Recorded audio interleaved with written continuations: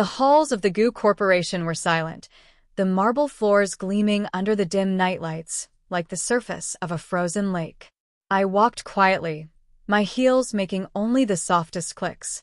In my hands, I carried a thermal flask of honey ginger tea. Li Jun had been staying late for weeks, complaining about the crushing workload of the upcoming 10-year anniversary.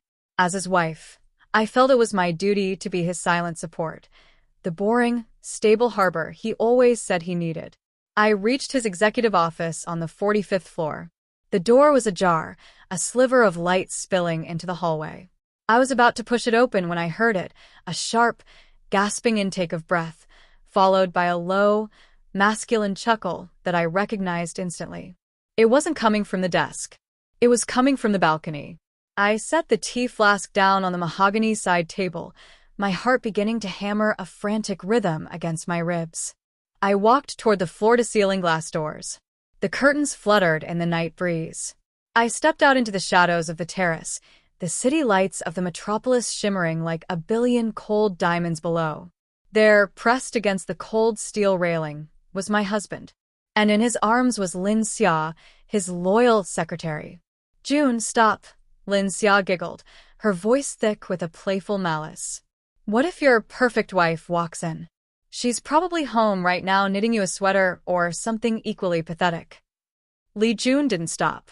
He buried his face in her neck, his voice muffled but crystal clear in the quiet night. "Wenro? She wouldn't even know what to do if she found us. She's as boring as unflavored water. I only married her for the stable man image it gave me at the firm. Honestly, Xia, sometimes I feel like I'm living with a ghost instead of a woman."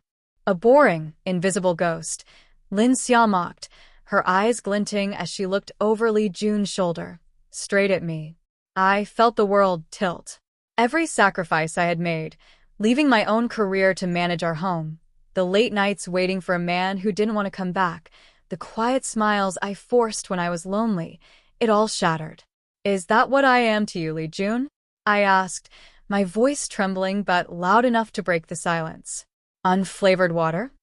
Li Jun spun around, his face turning a sickly, mottled gray in the moonlight. He scrambled to adjust his clothes, his eyes wide with a mixture of shock and a sudden, sharp edge of hatred. Wenro, what are you doing here?" "I brought you tea," I said, a hysterical laugh bubbling up in my throat. "But it seems you're already quite satisfied." The air on the balcony felt suddenly frigid, the wind whipping my hair across my face. Li Jun stepped toward me, his hands outstretched in a gesture that was supposed to be placating but felt like a threat. Behind him, Lin Xia was smoothing her skirt, a look of smug satisfaction painted on her face. She wasn't afraid. She was enjoying this. Listen to me," Li Jun said, his voice dropping to that low, manipulative tone he used when he wanted to win an argument. "You're overreacting. It's the stress of the anniversary.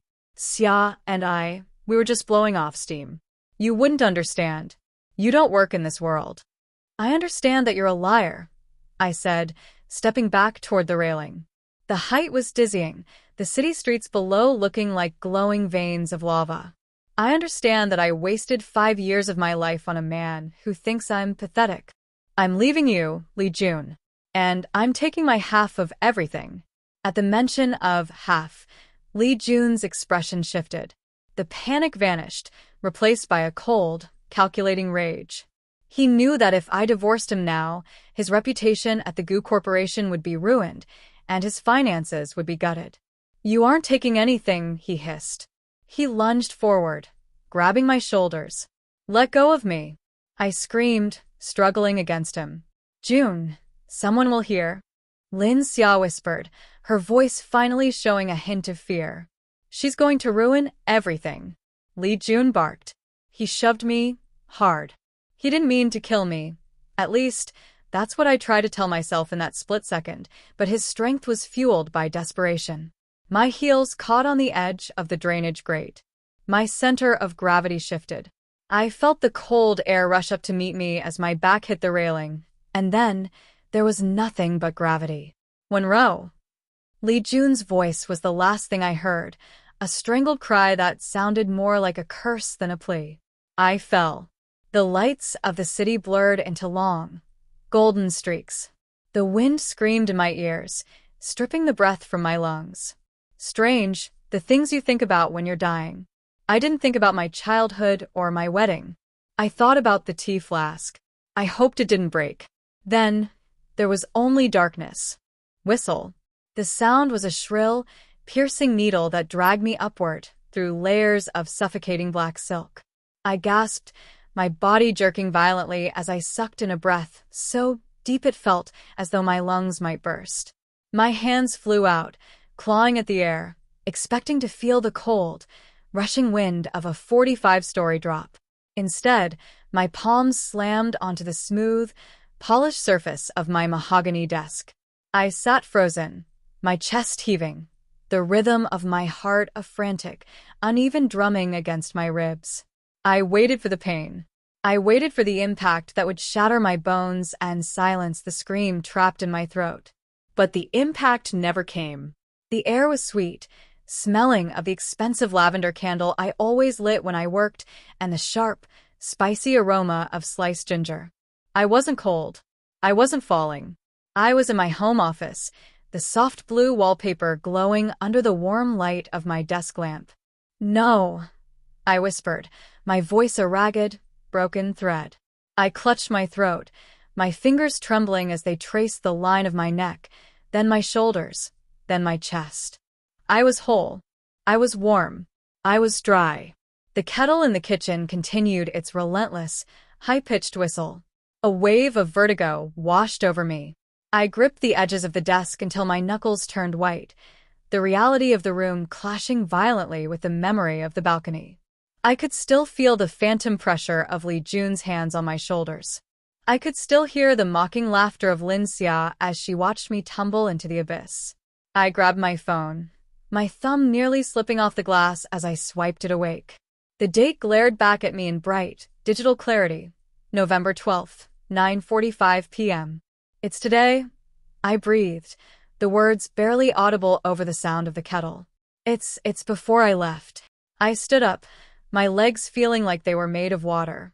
I stumbled into the kitchen, my breath hitching as I saw the scene laid out before me.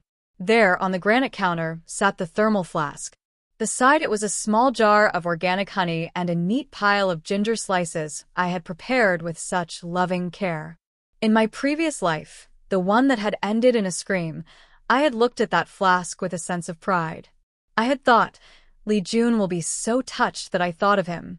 Now, looking at it, I felt a surge of such intense revulsion that I had to lean over the sink, breathing through the sudden, sharp urge to vomit. I remembered the way he had looked at me on the balcony. Not with regret, not with fear, but with a cold, calculating annoyance, as if I were a piece of furniture that had suddenly moved and needed to be shoved back into place.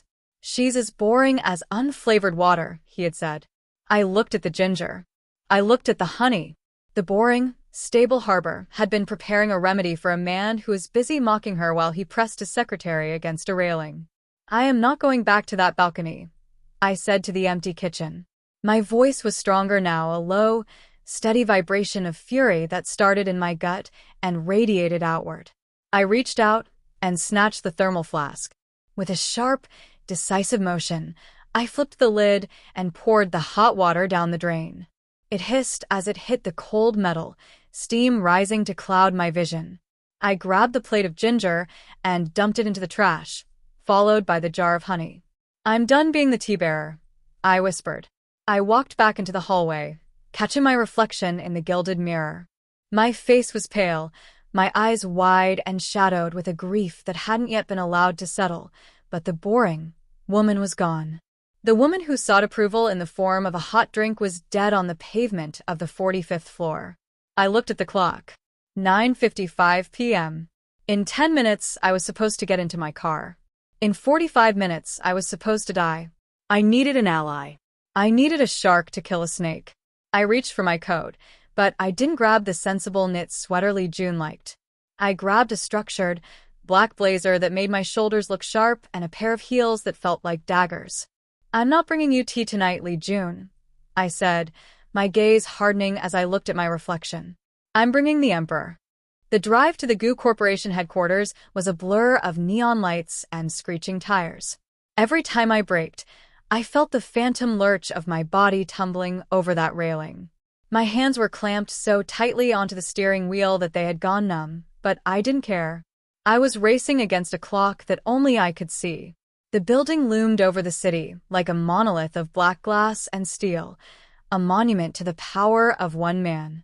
In my previous life, I had always felt small here, a mere wife, waiting in the lobby for my husband to finish his work. Tonight, as I stepped out of my car, I felt like a soldier entering a fortress. "I'm sorry, ma'am. The building is closed to visitors after 8 p.m., the security guard said, stepping into my path. He looked at my sharp blazer and my pale, determined face with a mixture of confusion and boredom. "Call the top floor," I said, my voice steady and cold, echoing in the cavernous marble lobby. "Tell Guju that when Ro is here. Tell him it's about a murder that hasn't happened yet." The guard's eyes widened. He hesitated for a heartbeat before reaching for his radio. 5 minutes later, I was in the private, gold-trimmed elevator that led directly to the 50th floor, the Emperor's sanctum. When the door slid open, the office was bathed in the soft, blue glow of the city skyline. Guju was standing by the floor-to-ceiling windows, his back to me. Even in the dim light, his presence was overwhelming: broad shoulders, a perfectly tailored charcoal suit, and an aura of absolute, unshakable authority. "Ro," he said, turning around. His usual mask of icy indifference shattered the moment his eyes met mine. He took a step forward, his brow furrowing. "What are you doing here at this hour? And what was that message to security? You're trembling." I didn't answer with words. I couldn't. The moment I saw him, the boy who had once shared his secret candy with me under the willow tree, the man who had watched me marry a snake with a silent, pained dignity, the dam finally broke. I walked straight to him and collapsed against his chest. He went rigid for a second, his breath hitching. Then his arms came around me, pulling me into a grip so fierce and protective it felt like he was trying to meld me into his own skin. He smelled of expensive sandalwood and the crisp, clean scent of the outdoors. "I died, Ju." I sobbed into his coat, the fabric scratching my cheek. "I died on the balcony 45 floors below us. Li Jun." He pushed me. I felt the wind. I felt the dark. Guju didn't call a doctor. He didn't ask if I was on medication. He simply held me tighter, his hand coming up to cradle the back of my head. "What are you saying, Ro? Tell me exactly what happened." I pulled back just enough to look into his dark, obsidian eyes. I told him everything. The late-night tea, the heavy breathing on the balcony, the laughter of Lin Xia, and the cold, murderous shove from the man I had called my husband for 5 years. As I spoke, I felt the temperature in the room seem to drop. Guju's expression hardened until he looked like a statue carved from granite. A vein in his temple throbbed, and his grip on my shoulders became almost painful. "He touched you," Guju hissed, his voice a low, terrifying growl that I had never heard before. "He dared to put his hands on you, with intent to harm." "I have a second chance, Ju," I whispered, clutching his lapels. I woke up at my desk. "I have 1 hour before he tries to do it for real. Please. I don't have anyone else." Guju leaned down, his forehead resting against mine. "I've spent 2 decades hating myself for letting you go," he said, his voice thick with a raw, suppressed emotion. "I watched you build a life with a man I knew was a parasite because I wanted you to be happy. If he so much as thinks about that balcony again, I will erase him from this city." He pulled me back into the circle of his arms, his chin resting on the top of my head. "You aren't a boring mouse, Ro. You are the only thing that matters. I will be your shield. I will be your sword. From this moment on, anyone who wants to reach you has to go through me." The air in Guju's office was thick with a new kind of tension, not the suffocating fear I had brought in with me, but a cold, predatory focus. Guju led me to a velvet sofa, his movements graceful, yet carrying a lethal edge. He poured a glass of amber liquid and pressed it into my hand. "Drink," he said, his voice a low command. "It will steady your nerves for what comes next." I took a sip. The liquid burned like a cleansing fire, matching the heat rising in my own chest. I looked at the man before me. He wasn't just the CEO of a multi-billion-dollar empire. He was a man who looked like he was ready to burn that empire down if it meant keeping me safe. "The 10-year anniversary gala is in 3 days," I said, leaning back into the cushions. "Li Jun thinks he's reaching the pinnacle of his career. He's spent months preparing a documentary of his successes to show the board of directors. He wants the world to see him as the golden boy of the Gu Corporation. Then we will give him a stage," Gu Ju said. He sat beside me, not in a chair, but on the edge of the coffee table, so he could look directly into my eyes. "But we won't show the world his successes. We will show them his soul. A wife's testimony is powerful, Ro, but men like Li Jun are masters of spin. He will call you hysterical. He will claim the stress of the anniversary pushed you to make things up. We need him to hang himself with his own words." "I have to go back," I said, my voice surprisingly firm. "I have to go back to that balcony tonight. I need to record him. I need his voice, his mockery, and his confession on tape." Gu Ju's face darkened instantly. "No," he said, his hands reaching out to grip my knees. "Absolutely not. I won't let you near that man again. I have security teams, professional investigators." "They aren't his wife," I interrupted, placing my hand over his. "He doesn't fear them because he doesn't see them. But he thinks I'm invisible. He thinks I'm a boring mouse who wouldn't dare breathe without his permission. That is his greatest weakness. Ju, let me use it." Gu Ju stared at me, his jaw tight. I could see the battle raging behind his eyes, the instinct to lock me away in a gilded cage versus the dawning respect for the woman I was becoming. He reached into his desk and pulled out a small, silver velvet box. Inside was a pin-sized camera, no larger than a grain of rice. "This is linked to my private, encrypted server," he said, his fingers brushing mine as he handed it to me. "It records high-definition audio and video. I'll be watching every second of the feed from here. My men will be stationed on the 44th floor, directly beneath his office. If he so much as raises his voice, the doors will be kicked in." I took the device, feeling its weight, not just in metal, but in justice. "Thank you, Ju." He didn't pull away. Instead, he leaned in closer, his scent of sandalwood and winter air enveloping me. "You've changed, Wenro," he whispered, his gaze dropping to my lips for a fraction of a second before returning to my eyes. "The girl I knew was like silk, beautiful and soft. But tonight, I see the steel underneath." "I died once," I said, a small, dangerous smile playing on my lips. "The silk didn't save me. Maybe it's time to see what the steel can do." Gu Ju reached out, his thumb tracing the line of my jaw with a tenderness that made my skin tingle. "I've spent a lifetime waiting for you to see me, Ro. Not as the boy next door, but as the man who would tear the world apart for you. Tonight, you aren't just getting revenge. You're taking back your life." "And you?"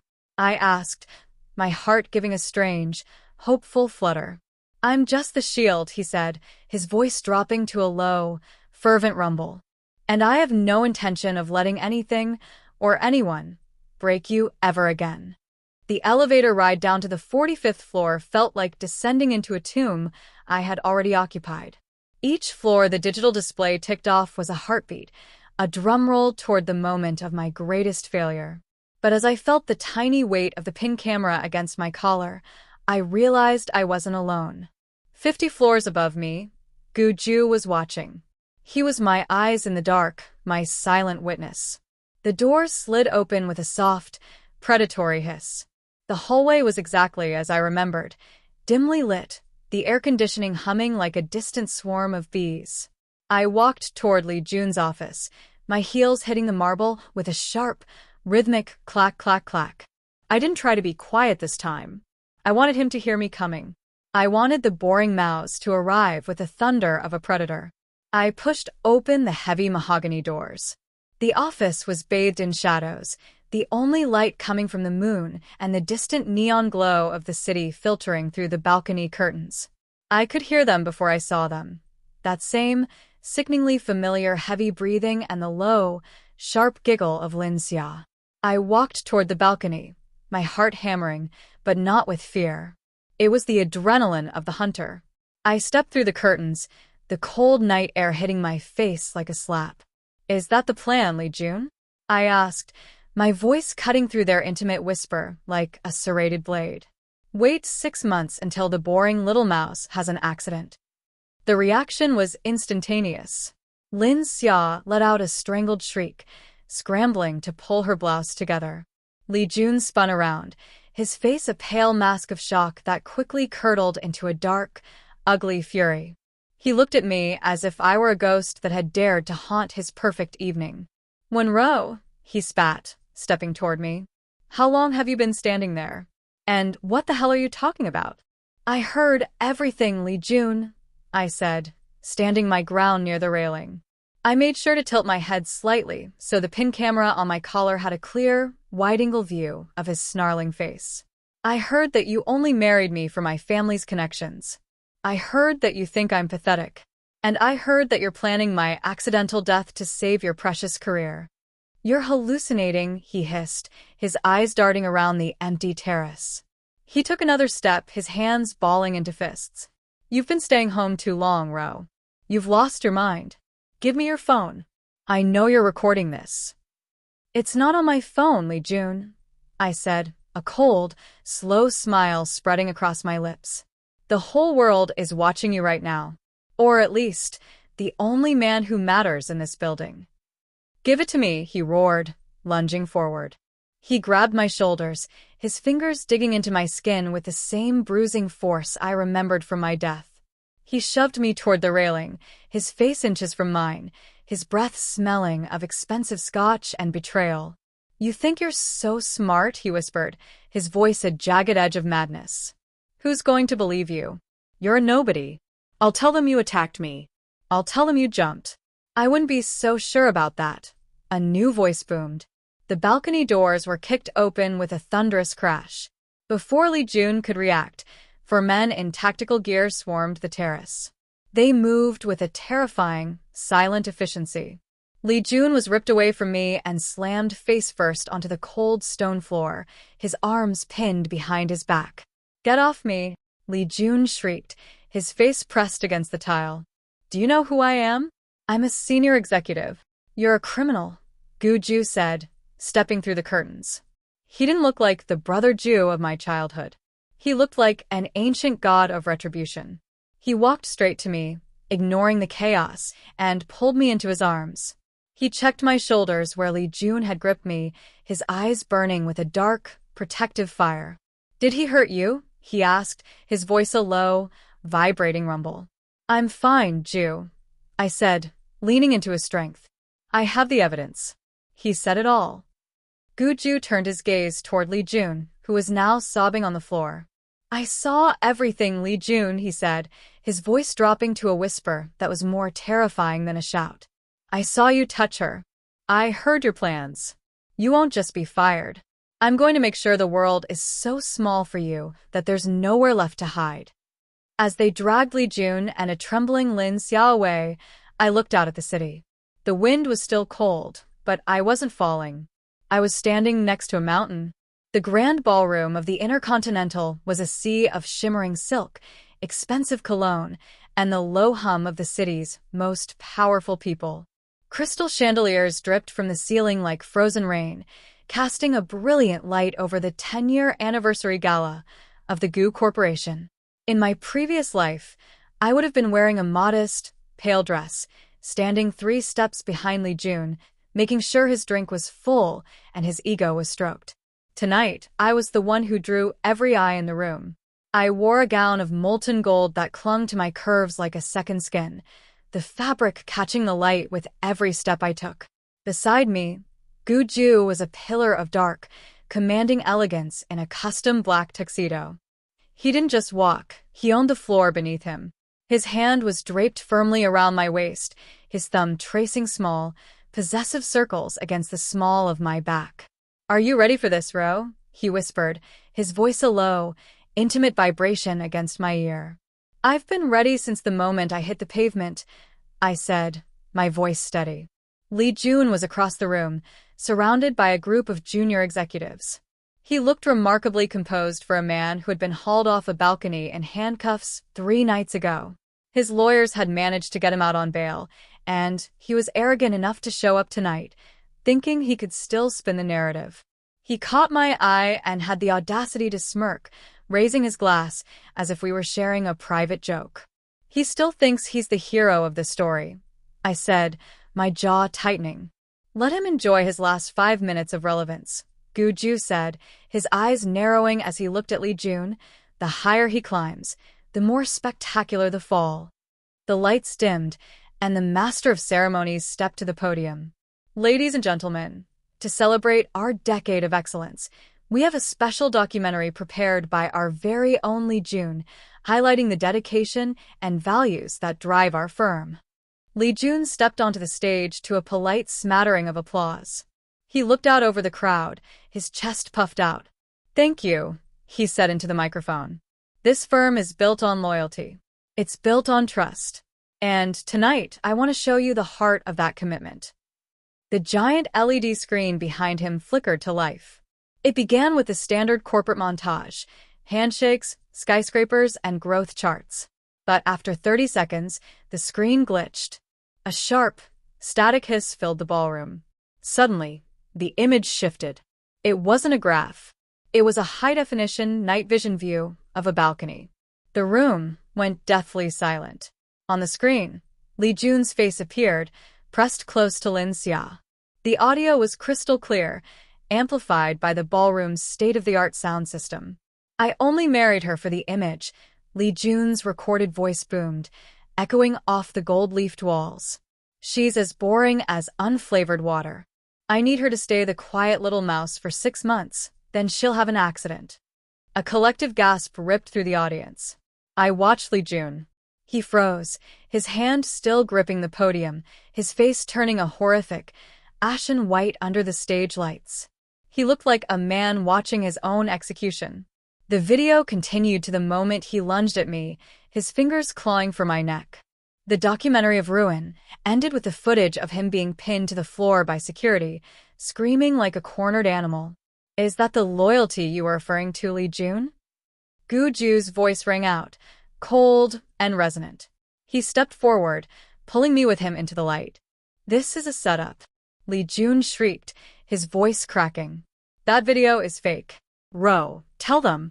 You're doing this because you're jealous.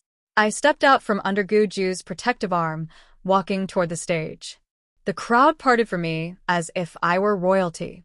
I looked up at the man I had once loved, the man who had murdered me in another life, and felt nothing but a cool, refreshing disdain.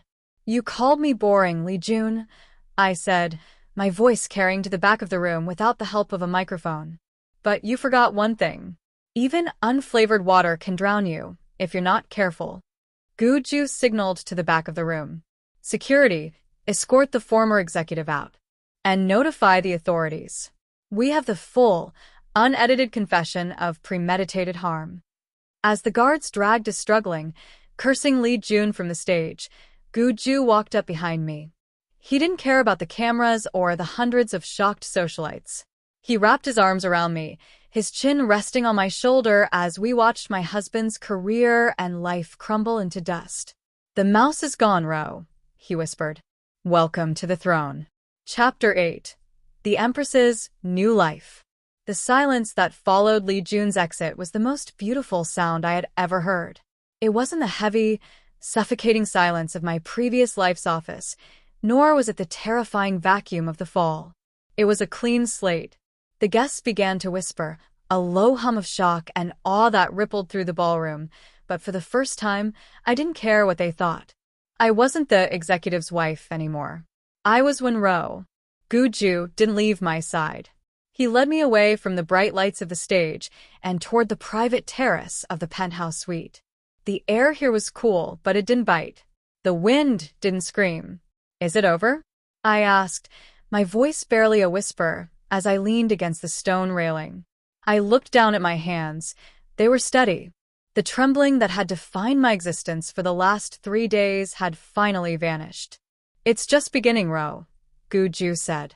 He stood behind me, his presence a warm, solid wall that blocked out the rest of the world. My legal team is already at the precinct. Li Jun won't be seeing the sun from anything but a barred window for a very long time. Embezzlement, corporate espionage, and now, evidence of premeditated attempted murder. He's done. And Lin Xia? I asked, turning to face him. Blacklisted, he said, his eyes reflecting the city lights. She'll never find a job in this industry again. I've made sure her name is synonymous with the scandal. They chose to be wolves, Ro. They forgot that I own the forest. I looked at him, truly looked at him, without the lens of my old life. He was no longer the distant emperor, or the boy from next door. He was the man who had stood in the path of a storm for me. You said you've loved me since we were children. I said, my heart giving a soft, genuine thud. Even when I married him. Even when I became the boring woman he wanted. Gu Ju reached out, his hand cupping my cheek.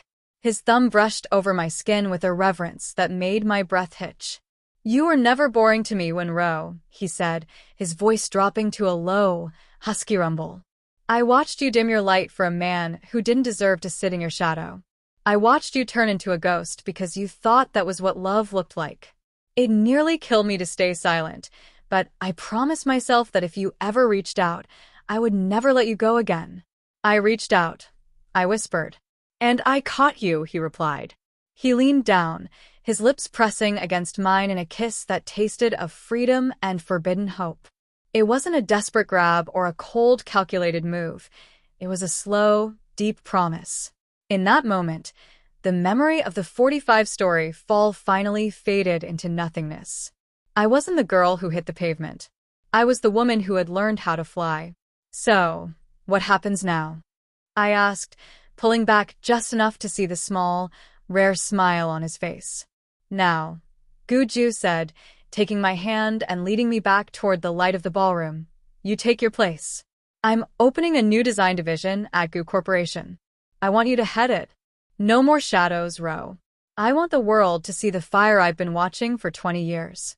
I looked out at the city, the gold of my dress shimmering like the stars above. I wasn't unflavored water. I was the tide, and I had finally come in. I think I'd like that, Brother Ju, I said, a playful spark returning to my eyes. Don't call me that, he murmured, his arm pulling me closer as we stepped back into the gala. From now on, I'm just yours.